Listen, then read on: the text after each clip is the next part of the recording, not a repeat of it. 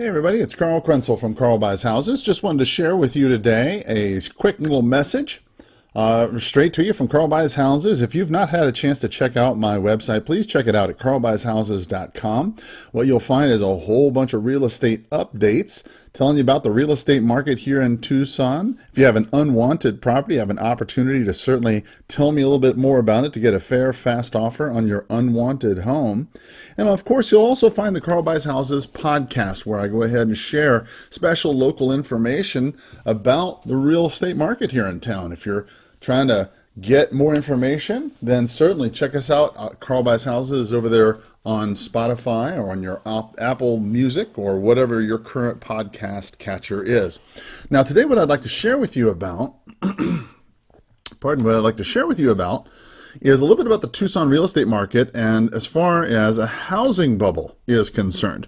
Right now, if you are to look here, you'll see here a couple different places. Realestateinvestmentadvice.com.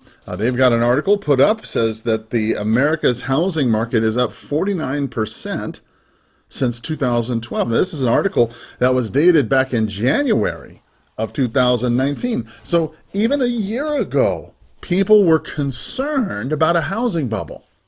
Now, if you could imagine a long fuse on a bomb, right? And that the fuse has been lit. You don't know exactly when that fuse is going to go to the actual base of the bomb and explode, but bless God, it's going to do it. You know it will. And that's sort of the situation we find ourselves in America today. Says here, Zillow recently published its 2000, and now keep in mind, this is from 2019, this time last year. Says Zillow recently published its 2018 housing market report that showed that America's $33.3 trillion housing market is up 49% since 2012. Saying the value of the U.S. housing market continues to climb, gaining 6.2% in 2018 to reach a total value of $33 trillion. That's up $10.9 billion from the bottom of the market in 2012, and a third of the gain has come from California. The Golden State's value has climbed $3.7 trillion since February 2012, and the nation's housing crashed low. It says no other state has gained more than $1 trillion in that same span. Now listen, I'm not going to lie to you, okay? That's a lot of money. But look what it also says, right? The housing stock in some of the pricey metro areas is so valuable, in fact, that the total value in one market often eclipses that of all housing in the entire state. For example, all homes in the Washington, D.C. metro area are worth a combined $892 billion, which is more than the values of all the homes in 40 individual states, including Colorado, $833 billion, Arizona, $708 billion, and Ohio, $695 billion. So get this. The homes, all of the homes in Washington, D.C., in just the metro area, the worth of them, their combined worth is $892 billion. Now, that's just the Washington, D.C. area, the metro area. If you take all the real estate there and you were to sell it, you might get $892 billion, is what they say. That is more than all the homes, all the land, and everything in Arizona, the entire state, by $200 billion. That gives you some kind of perspective, hopefully, about what you're facing when you're talking about the ballooning rate of the home price. Now, if you were to talk to CoreLogic, okay, their insight report shows you, all right, that the national home price changes, including the distressed sales, increased year over year by 3.7%. And that they, as far as they're concerned, they feel that the home prices are going to increase by 5.3%. Okay, well, that makes sense. If you look at the Case-Shiller trends, this shows the same thing, except that it's positive but moderating change. Right? That's what Case-Shiller is saying. But when you look at the market conditions indicators of the metro areas, especially for the Tucson area or the Arizona area, and you start looking at the top 10 metros that CoreLogic looks at, they look at and they say, well, gosh, the top 10 metropolitan areas, they say New York, New Jersey City, overvalued. Chicago, Naperville, Arlington Heights, that's a normal price. Los Angeles, normal. Hello. That's a normal market to them. Housing in Houston, in the Woodlands, in the Sugar Land, Texas area, guess what? They say you're overvalued. Okay? The Atlanta, Sandy Springs, and Roswell, Georgia area, normal. Get this one, Arizona. Phoenix, Mesa, Scottsdale, Arizona area, overvalued. Hello. Yeah, imagine that, right? The Washington, Arlington, Alexandria, D.C. area, overvalued. Dallas, Plano, overvalued. Listen, guys, the hits just keep on coming. You're not alone. Okay, you're not the only person who's sitting there saying, I'm feeling like the market is a little hot, a little overpriced. But when's the other shoe going to fall? Right? Now, if you were to look at, the National Association of Realtors, and I get Lawrence Yun has a bit of a difficult time. He's got a challenging role as the economist for the National Association of Realtors. He has to put on a positive face. But look what he said back before the crash about the market. Listen what he said in a speech that he gave back in 2007 in Kentucky. We hear correction, market meltdown, slump, all these negative words related to the housing market. And I will say there is a housing market correction, but it's not in the area where the consumers would normally associate with. Think about the stock market. Again, when we say stock market correction, people would say, darn, I lost a lot of money. So that's the way people view in the stock market. In the housing, when we say currently slump, meltdown, and other negative words, people are not really losing money, particularly in Lexington. So people who bought a home, perhaps in certain neighborhoods, maybe their values are down 5%, 10%. But in the aggregate, the prices, according to the latest data, is up about 1% from the year before. If one goes back 2 years, 3 years, or 4 years, they're very happy that they've made a purchase. Their equity has increased as a result of buying a home. But nonetheless... Okay. So, his basic position is this, that, if you ask the average homeowner over the aggregate, yes, okay, maybe they lost 1, 2, 5, maybe even 10% of their value aggregately over a 2, 3, 4, 5 year period of time. But overall, they're pretty happy to be in a home. Okay. Well, let's look at that. Let's look back here. That's what's going on right here. Okay. Look at these homes that were for sale back in the market back then, right? 2008, there was 10,000 homes on the market, and it shot up to 10,859 in July of 2008. At the peak of this, there were over 10,000 homes for sale. 10,000 of them in Tucson alone. You couldn't give them away. That's why there were 158,000. And you can see how over time, it's gone down and down and down and down. And now, the available inventory on December was less than 4,000 homes. Right? Meanwhile, the percentage of the pending sales, there was, back in December, there was 11,000 sales in August, and now all the way up to 20,000 sales in December. Now, this is a lot of movement. But what's going on? I mean, when you look at the overall market, look at the Federal Reserve from St. Louis, okay? What are they saying as far as the mortgage debt that's outstanding? If there's one thing you can count on this.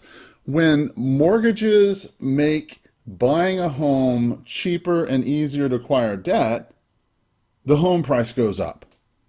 Look at this. Back in 1950, okay, $54 million worth of debt. That's how many mortgage debt was in the United States.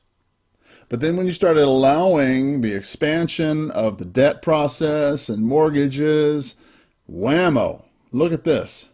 At the height of the crash, okay, there was $14 billion worth of mortgage debt that was outstanding. Okay? And look at the delinquency rate, all right, at the same period of time. When you look at the delinquency rate on commercial real estate loans, excluding the farmland, okay, and banks, all that stuff, right, you can see the delinquency rate back in 1991 was, what, 11%? It shrunk all the way down. You know, it's fallen down quite a bit over the years. Then back in 2006, wham, it shot up very quickly. Within just a couple of years, the delinquency rate shot up to 8%. From 1% to 8%. Now, I'm not very good at math, but that's an enormous percentage. When you shoot up from 1% to 8% in less than 4 years, that's an enormous percentage of time to be going crazy on your mortgage delinquency. But look what happened. At the same time that this happened, the mortgage delinquencies, you know, people started getting the tightening you keep hearing about in the lending. You know, they're tightening the lending. Well, look what they tightened it up. Did they really tighten it that much? Because look what's happened. Mortgage debt now, you've got over almost $16 billion worth of mortgage debt outstanding. $16 billion worth of mortgage debt that's outstanding. Where's this tightening you keep hearing about? You keep hearing about it, but you don't see it because you see the headlines saying that the Federal Reserve has rose, to $15.8 trillion. Now, as this happens at the same time, okay, look what happens. Now they'll tell you, well, Fannie Mae says, well, listen, don't worry, because the housing market is going to be an engine of growth. That's the buzzword, right? Listen, okay, look, I'm no fool, okay? I'm nobody's fool. I've been around a while, all right? I remember back when, I remember back when Lawrence Yun was saying, hey, remember back when he was saying this? It has increased as a result of buying a home. But nonetheless, a lot of words on correction. So let's see where this is. Home sales are coming down. So that's the national home sales data, which is the one that media will be covering. And if the media is covering, this is what the consumers are getting information. So correction is basically transactions. Fewer home sales, far fewer home sales than before. Stock market coverage, evening news. Do they ever mention the stock volume trading today was far? Once again, a false equivalency to a stock market correction. Okay, look, if you go out and you buy $150,000 worth of stocks and then you lose 40% of its value in 2 years, okay, fine. Does not mean that you can't make your payments, doesn't mean that you can't, doesn't mean that you can't stay living in it. Look, these people go out and they buy a property and you lose 20-30% of its value, whatever it is, in a couple years. And now all of a sudden you have a property that's no longer worth it. Now they might have all the integrity in the world to stay in their property. But what do you do when everybody else in that homeowner association, when the 5-6% of the people who are going through that foreclosure process decide to go ahead and walk away or perform a short sale on their property? Now you've got a problem. The homeowners association is short of money. Listen, this cascades quickly, and just because, boy, I'll tell you, just because that happens does not mean that you're all of a sudden in the clear. Look what they're saying right here. Fannie Mae chief economist Doug Duncan says, housing appears to be poised to take a leading role in real GDP growth over the forecast horizon for the first time in years. We now expect single-family housing starts and sales of new homes to increase substantially. That's interesting. Okay, so they're expecting these single-family housing starts and sales of new homes to increase substantially. Okay, well, you know why they're saying that the Fannie Mae is saying that they expect the single family housing starts and new sales of new homes to increase substantially. Well, the reason is very clear. It's because the people who are looking to buy property now don't want to buy baby boomer homes. Okay, if you're a baby boomer, you're living in your home, you've lived there for a real long time, statistically speaking, you're going to stay in that home a lot longer than you might have many years ago. People are just statistically staying in homes 7 to 12 years. Okay, they're staying in there a lot longer than they used to be. Now, the turnaround problem is when you try to sell your property, okay, you're trying to sell it to a person coming up who doesn't want it. Why doesn't a millennial want your property? Well, it's pretty simple. It says millennials and baby boomers tend to make different lifestyle choices from marriage and family to how they spend their money. The two generations also have different tastes in homes. Millennials aren't buying the large, elaborate houses built by boomers in Sunbelt states like Arizona, Florida, and the Carolinas, and ultimately these houses end up sitting on the market and selling at massive price cuts. I can't tell you how many times I've sat there and been on the other end of a phone call, right, from somebody who's called up and said that they saw my blog, right, and they've seen something like, gosh, my mom, she's getting a little older, I got to take her and put her into an assisted living, and I saw your blog about it, can you help me with it, because I don't want to live in her house, right? So now they're faced with this issue. I mean, do they want to do a short-term rental, a long-term rental? Do they want to sell their mom's house in total? I mean, what's the problem with the gifts? There's a whole lot of problems that people have to come up with. And so if you're trying to sell your property to these millennials, you're going to have a real hard time because they don't necessarily want to buy these big homes that we had here in Tucson for all these years. And that's why you see, this starting to be a problem. Prices are going up. But like I said, you have a fuse. It's a limited period of time in which people can act. Because look at this, all right? The fertility rate, Americans simply are just not having babies anymore.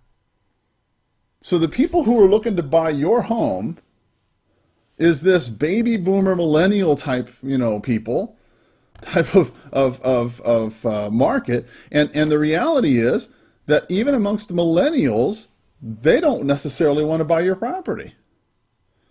There's half of them would just as soon rent, and the other half would consider buying, but the problem is they have student debt. So let's take a look at what our buddy over here at the National Association of Realtors has to say about student debt. One thing on the housing market is that we know that the millennial generation, young adults, home ownership rate are much lower compared to similar younger generation of past years. Something is holding back, even in a good economy, and big overhang is the student debt, which has tripled in the past 10 years, and consequently, some just mentally and psychologically do not want to take out another large loan. So large student debt, they want to pay that off before taking on a mortgage debt, while also at the same time, people with student debt who wants to buy a home, they simply cannot qualify for a mortgage because it makes the debt to income ratio too high. So student debt is holding back some of the buying potential among the millennial generations. So part of the problem there, as you can see, is that if you're trying to find a buyer for your property, you can clearly see that part of the problem is that the Tucson market itself, you've got less and less people who are buying homes and fewer people who are able to buy them at the prices that they are asking. So what you'll see here is today is what, 259,000. By all the evidence I've shown you so far, it seems to me like we're getting pretty close to the end of that fuse. I'd like to hear what you have to say. Tell me what your thoughts are in the comments below. If you happen to know of any unwanted property, feel free to reach me at carlbuyshouses.com. I'd love to check out that unwanted property and give you a fair, fast offer on your unwanted property. Thanks for calling me, and you have a powerful day. Take care.